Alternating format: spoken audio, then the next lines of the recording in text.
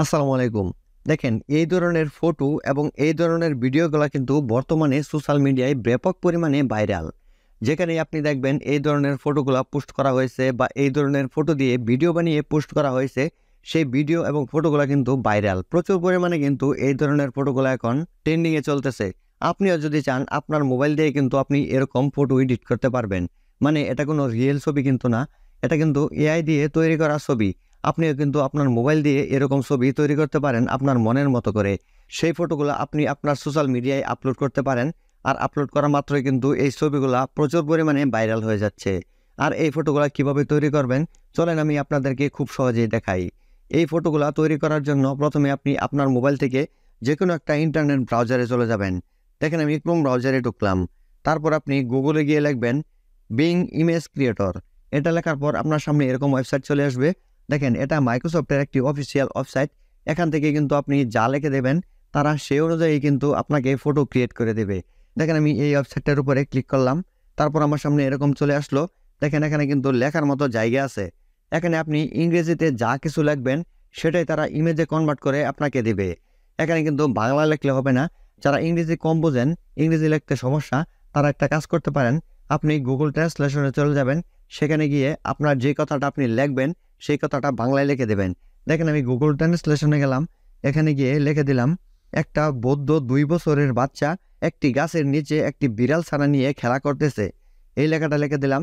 দেখেন নিচে কিন্তু এই লেখাটাই ইংরেজি হয়ে আসছে। আমি এটাকে কপি করলাম। এটাকে কপি করার পর আমি আবার চলে গেলাম ক্রোম ব্রাউজারে।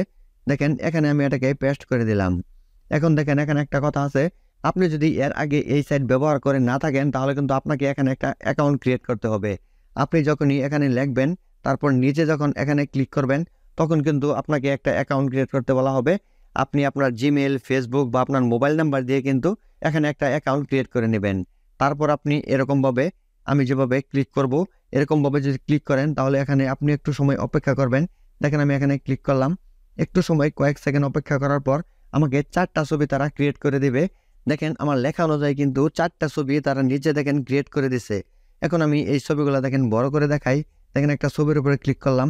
দেখেন ছবিগুলো কিন্তু দেখে মনে হচ্ছে যে একদম রিয়েল ছবি। এটা কিন্তু এআই দিয়ে তৈরি করা, একদম রিয়েল ছবির মতোই কিন্তু দেখা যাচ্ছে। আপনি কিন্তু এরকমভাবে আপনার মোবাইল দিয়ে আপনার মনের ভাষা এখানে প্রকাশ করবেন।